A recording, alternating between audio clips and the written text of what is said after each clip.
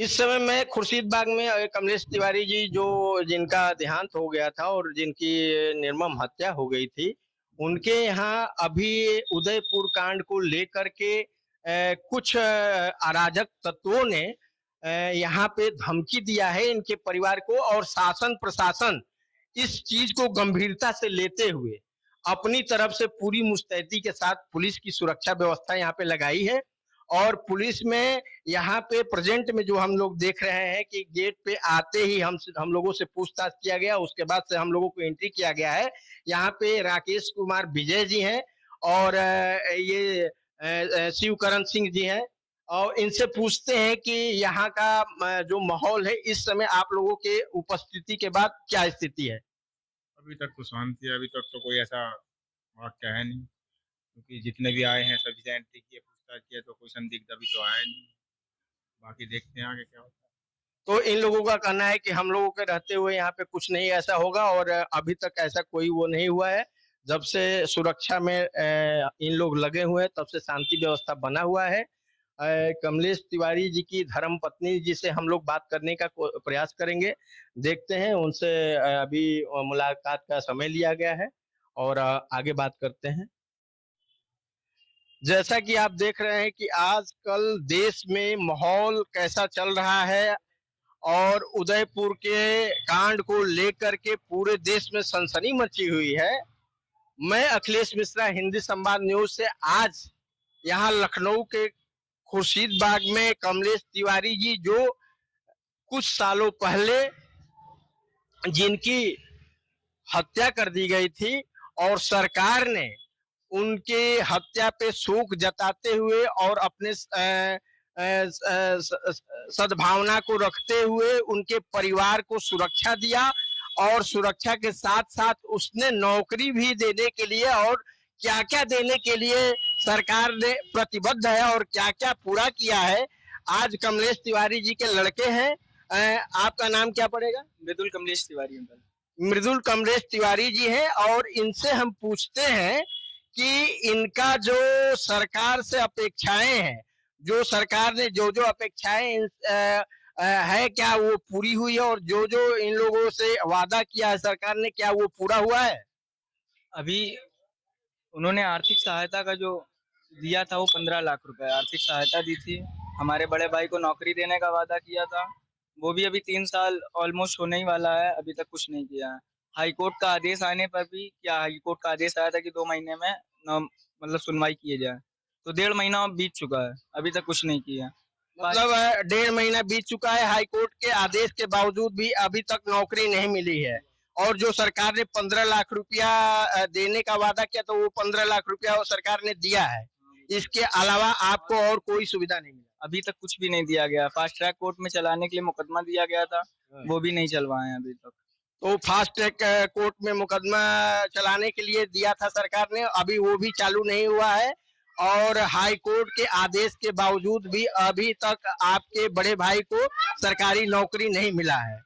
और सरकार प्रशासन यहाँ पे सुरक्षा की दृष्टि को लेकर के क्या आए दिन यहाँ पे फ्लैग मार्च होता है, या आए दिन जो पुलिस के अधिकारी हैं आपके घर पे सर्च मारते हैं और आपसे जानकारी लेते हैं कि आप कैसे हैं, आपके दुख सुख के बारे में जानकारी लेते हैं? नहीं, अभी जब धमकी वाला पत्र आया हुआ था तब प्रशासन ने सुरक्षा को बढ़ा दिया। इससे पहले 2 लोग लाइन से थे, बाकी ऑलमोस्ट 4-5 लोग थे आते थे। अच्छा। इससे कम तो मतलब नहीं थे। परमानेंट आपके निवास पे कितने सुरक्षा कर्मी रहते थे? 4 लोग रहते थे परमानेंट। अच्छा, धमकी के बाद जो अभी नया धमकी आया है उसके बाद कितने लोग आपके यहाँ आए, और पुलिस के उच्च अधिकारी आकर के उन्होंने क्या सांत्वना दिया और क्या व्यवस्था किया है? व्यवस्था की है, कैमरा लगवाए हैं, अभी लगा हुआ है कैमरा, लगवाए, सही करवाए, जब धमकी मिला उसके बाद सही करवाए हैं। और लमसम 3 और बढ़ाए हैं, 3 सुरक्षा कर्मियों को बढ़वाए हैं, और आए हैं, संवेदना दिए हैं कि हम इस पे कार्रवाई कर रहे हैं, बस यही कह के चले गए हैं। तो ये मृदुल तिवारी स्वर्गीय कमलेश तिवारी, जो स्वर्गीय क्या शहीद कमलेश तिवारी कहेंगे, कि उनको जो उनकी जो निर्मम हत्या हुई थी उसके इंसाफ के लिए पूरा प्रदेश ही नहीं पूरा देश एक समय जागरूक हो गया था, और जागरूक होने के बाद सरकार के ऊपर दबाव पड़ा और सरकार ने भी अपना नरम रुख अपनाते हुए इन लोगों को सांत्वना दिया और 15 लाख रुपया का अनुदान किया। नौकरी के लिए उन्होंने इनके परिवार को जो भरोसा दिया था, बस वो नौकरी नहीं मिली है। आगे चलते हैं, इनकी जो माता जी है उनसे पूरी जानकारी लेते हैं फिर।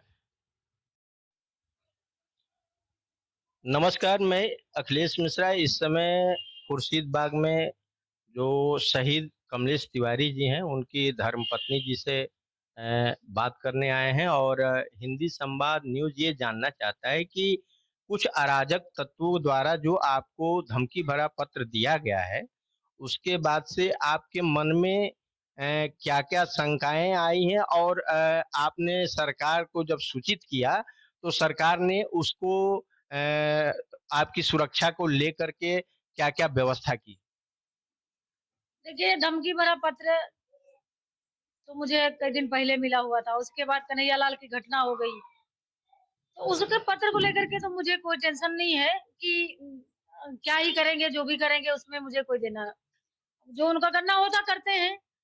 रही बात हमारे सरकार की, तो सरकार से हमारी जो तिवारी जी के समय की जो मांगे थी, उसको पूरा करने के लिए हम सरकार से निवेदन किए हैं कि भाई हमारे बेटे को नौकरी मिलना चाहिए, केस फास्ट ट्रैक में चलना चाहिए, उनको फांसी होना चाहिए।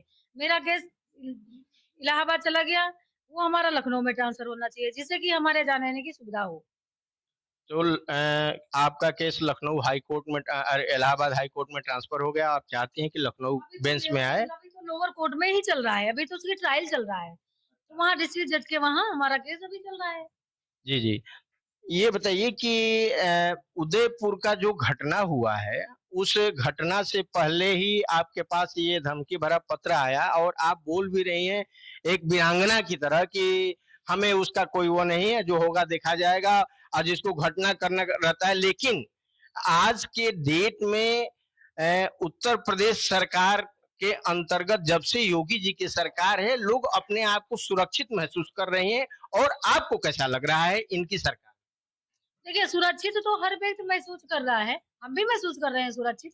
लेकिन जो ये घटनाएं हो रही ना दिन पे दिन, कहीं उसको मार दिया जा रहा है, कर दिया, आए दिन देखिए कहीं ना कहीं घटना हो रही है, तो इस पे भी उनको कोई ऐसा संज्ञान लेना चाहिए, ऐसा कुछ कानून बनाना चाहिए जो इस तरीके के जो मानसिकता के लोग हैं, आतंकवादी लोग, उनको डर होना चाहिए कि अगर हम घटना करेंगे तो तत्काल हमको मार दिया जाएगा। तो उनको इस चीज का बिल्कुल भी डर नहीं है। वो आते हैं, गला काट देते हैं, चले जाते हैं जेल, फिर जेल में जाते हैं, दसियों साल लग जाते हैं, फैसला नहीं मिलता है। तो इसके लिए थोड़ा कानून अलग बनाना चाहिए, जो इस तरह की घटना होती है ये बंद हो जाए। उत्तर प्रदेश सरकार में जो स्थिति इस समय बनी हुई है कि लोगों के अंदर भय लगभग लगभग समाप्त है, वो आप भी कह रहे हैं, और कानपुर में एक जो दंगा भड़का था उसको बहुत जल्दी ही इन्होंने कंट्रोल भी किया। और अभी आपने टीवी के माध्यम से, सोशल मीडिया के माध्यम से देखा होगा कि पूरे देश में हर जगह लोग कह रहे हैं कि योगी जी को यहाँ होना चाहिए था, उत्तर प्रदेश की स्थिति को देखते हुए, शांति व्यवस्था को देखते हुए। आपके यहाँ जो पुलिस फोर्स लगी है, आप उस पुलिस फोर्स के अलावा सरकार पे विश्वास जताते हुए आपके मन के अंदर एक अलग से जोश होता है, एक अलग से सुरक्षा की भावना होती है, तो आप कैसा महसूस कर रही हैं?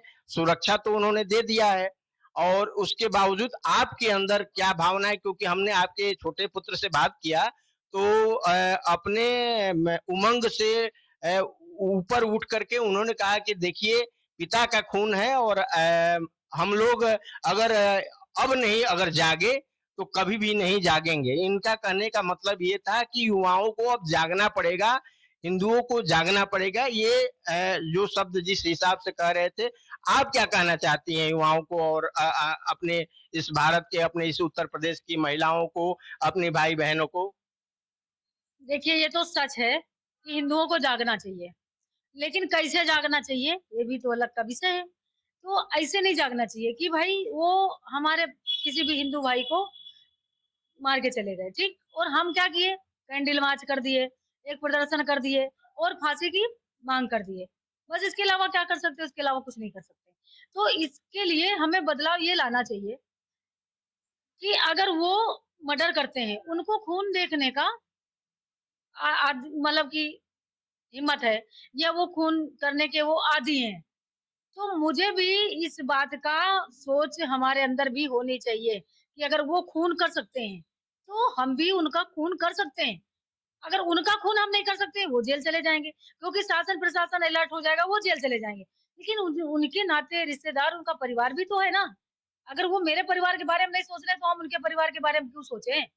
हिंदुओं के बारे में बोला गया है कि बहुत सहनशील और बहुत ही सात्विक विचार के होते हैं और बहुत ही मतलब एग्रेसिव नहीं होते हैं और कानून का पालन करते हैं। जो देखिए, किसी भी धर्म और किसी संप्रदाय में हत्या जो होती है वो बहुत जघन्य अपराध है और जिस तरीके से पूरे भारत में ये जगह जगह पे जो लोग कर रहे हैं, इन्हीं का कि एक खास वर्ग के लोगों का ही केवल सुनने में आया।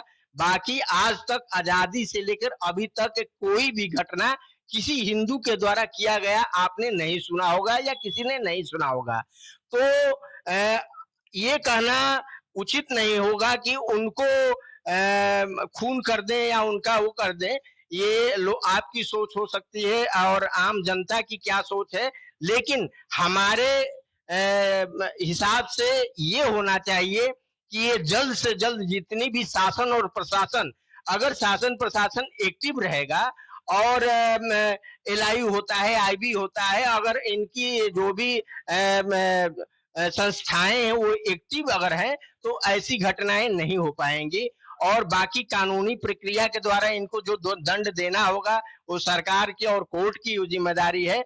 मैं इतना ही कहना चाहता हूं हिंदी समाज न्यूज के माध्यम से कि जो आपको यहाँ पे धमकी भरा पत्र मिला है, उस धमकी से आपको घबराने की कोई आवश्यकता नहीं। आपके साथ पूरा देश है, आपके साथ पूरा प्रदेश है, आपके साथ प्रदेश का शासन है और जो भी हो सकेगा आप आवाहन करना चाहती है तो हमारे चैनल के माध्यम से आवाहन कर।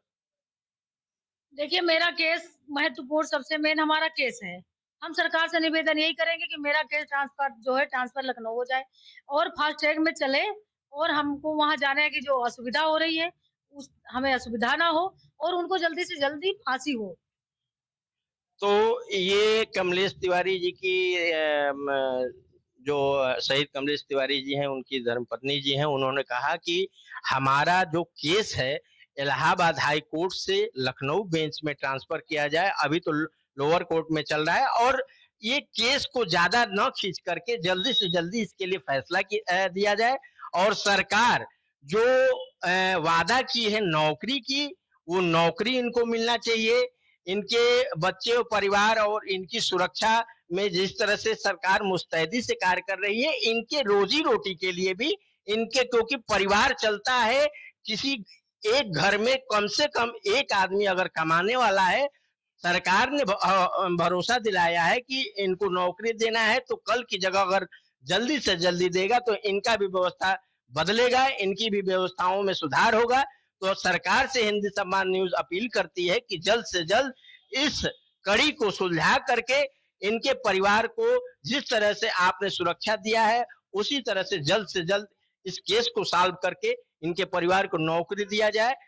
चलते हैं और इस सब्जेक्ट को, इस विषय को यहीं पे समाप्त करते हैं। फिर किसी दिन किसी मुद्दा को लेकर के हम अखिलेश मिश्रा और अजय मिश्रा किसी दिन और मिलेंगे। तब तक के लिए नमस्कार।